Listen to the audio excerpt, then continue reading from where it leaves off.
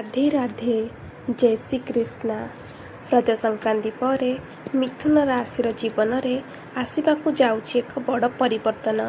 ग्रह मानकर स्थिति एमती एक संकेत देउछि जे आगामी दिन में 5टी बड़ घटना आपणकर भाग्य को नुआ दिग दे पारे। अटकी रही कामगुड़िक संपूर्ण हेब, धन लाभर जोग तैयारी हेब, क्यारियर रे मिल पारे बड़ सुजोग, प्रेम और विवाह जीवन में आसीपारे खुशीर खबर एवं भाग्यर जोर रे किछि अप्रत्याशित सफलता मध्य मिल पारे। तेबे मिथुन राशि पाई सेही 5टी बड़ घटना कौन एवं केउं क्षेत्र में मिलिब सबुठारु अधिक बड़ लाभ भिडियोटी को शेष पर्यंत निश्चित भाव में देखंतु। नमस्कार बंधुगण, आपण माने देखुछंती आमर चैनल। आज आम जानिबा रज संक्रांति पर मिथुन राशि जीवन में घटवाक जाउथबा 5टी बड़ घटना विषय रे। ग्रह मानकर परिवर्तित स्थिति मिथुन राशि लोकंक पई किछि खास संकेत देउछि। प्रथम बड़ घटना हेउछि धन लाभर जोग। रज संक्रांति पर आपणकर आर्थिक स्थिति रे उन्नति देखिबाक मिल पारे। दीर्घ दिन धरी अटकी रही टंका आपण फेरी पाइबे। व्यवसाय करुवा व्यक्ति माने नुआ लाभर सुजोग पाइबे। नुआ आयर उत्स मध्य खोली पारे। हठात कौनसी शुभ खबर आपणक मन को खुशी करदेव। द्वितीय बड़ घटना हेउछि क्यारियर रे सफलता। चाकरी खोजुवा लोकंक पई समय शुभ रही पारे। इंटरव्यू किंबा परीक्षा रे भल फल मिल पारे।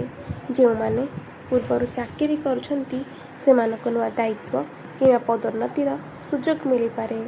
ऑफिस रे आपणकर कामर प्रशंसा हेब।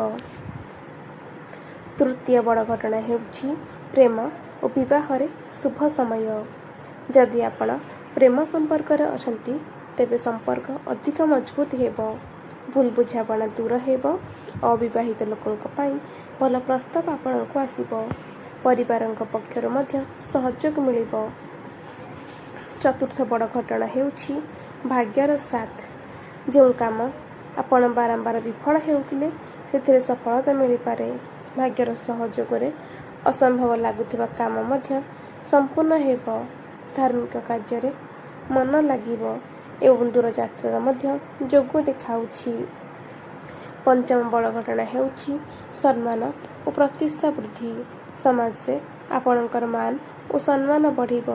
लोक माने आपणक परामर्श को गुरुत्व देबे। परिवार और मित्र मानक मध्य रे आपणकर स्थान आहुरी मजबूत हेब। कौनसी शुभ कार्य रे आपण जोग देबार मध्य सुजोग मिल पारे। मोटामोटी भाव में रज संक्रांति पर मिथुन राशि लोक मानक पई समय उन्नति, धन लाभ, क्यारियर रे सफलता एवं भाग्यर सहयोग नहीं आसीपारे। तेबे परिश्रम और सठिक निष्पत्ति नेबा जरूरी। एबे आमे जानिबा केउं ग्रह केउं दृष्टि देखिबे एवं केउं भाव में रहिबे। वैदिक ज्योतिष रे ग्रह मानकर दृष्टि बहुत महत्वपूर्ण। कौनसी ग्रह जो भाव को देखे सही भावर फल को प्रभावित करिथाए। तेबे चलंतु जानिबा मिथुन राशि पई केउं ग्रह केउं दृष्टि देखुछंती। बृहस्पतिंकर दृष्टि एही जून मासरे मिथुन राशि लोक मानकर पंचम, सप्तम एवं नवम दृष्टि पकाइब। पंचम दृष्टि मिथुन राशि उपरे संतान, शिक्षा, प्रेम, सृजनशीलता क्षेत्र में शुभ फल मिलिब। छात्र छात्रींक पाई मध्य समय भल रहिब। सप्तम दृष्टि धनुभाव रे आपणक ऊपर पड़िब। विवाहित जीवन, पार्टनरशिप रे उन्नति एवं संपर्क रे मधुरता आसीब। नवम दृष्टि कुंभ भाव उपरे भाग्य, धर्म और उच्च शिक्षार लाभ मिलिब। भाग्यर सहयोग मिलिब। परवर्ती न्यायर देवता शनिंकर दृष्टि दशम भावरु तृतीय, सप्तम एवं दशम दृष्टि देवे। तृतीय दृष्टि द्वादश भाव में पड़िब, जहा द्वारा आपणकर खर्च बढ़ी पारे। विदेश जोग किंवा दूर स्थान सह संपर्क गढ़ी उठी पारे। सप्तम दृष्टि चतुर्थ भाव उपरे घर, गाड़ी और संपत्ति मामला रे धैर्य रखा पड़िब। दशम दृष्टि सप्तम भाव में व्यवसाय ଓ ବୈବାହିକ ଜୀବନରେ ଦାୟିତ୍ୱ ବଢ଼ିବ। ରାହୁଙ୍କର ଦୃଷ୍ଟି ନବମରୁ ପଞ୍ଚମ, ସପ୍ତମ ଏବଂ ନବମ ଦୃଷ୍ଟି ଦେବେ। ଭାଗ୍ୟ କ୍ଷେତ୍ରରେ ଆପଣଙ୍କର ହଠାତ୍ ପରିବର୍ତ୍ତନ ଆସିପାରେ। ବିଦେଶ ସଂଯୋଗରୁ ଲାଭ ମିଳିପାରେ। ନୂଆ ଚିନ୍ତାଧାରା ଆପଣଙ୍କର ଜୀବନକୁ ଏକ ନୂଆ ଦିଗ ଦେବ। ରାହୁଙ୍କର ଦୃଷ୍ଟି ମିଥୁନ ରାଶି ପାଇଁ ରାହୁ ଭାଗ୍ୟସ୍ଥାନରେ ରହି ଜୀବନର ଅପ୍ରତ୍ୟାଶିତ ପରିବର୍ତ୍ତନ ଆଣନ୍ତି। ଦୀର୍ଘ ଦିନ ଧରି ଅଟକିଥିବା କାମରେ ଆପଣଙ୍କର ଗତି ବା ସଫଳତା ମିଳିବା। ବିଦେଶ ଯାତ୍ରା, ଉଚ୍ଚଶିକ୍ଷା କିମ୍ବା ନୂଆ କ୍ଷେତ୍ରରେ ସୁଯୋଗ ମିଳିବାର ମଧ୍ୟ ସମ୍ଭାବନା ରହିବ। କିନ୍ତୁ ରାହୁ ଭ୍ରମ ମଧ୍ୟ ସୃଷ୍ଟି କରନ୍ତି। ତେଣୁ କୌଣସି ବଡ଼ ନିଷ୍ପତ୍ତି ନେବା ପୂର୍ବରୁ ଭଲ ଭାବରେ ଚିନ୍ତା କରନ୍ତୁ।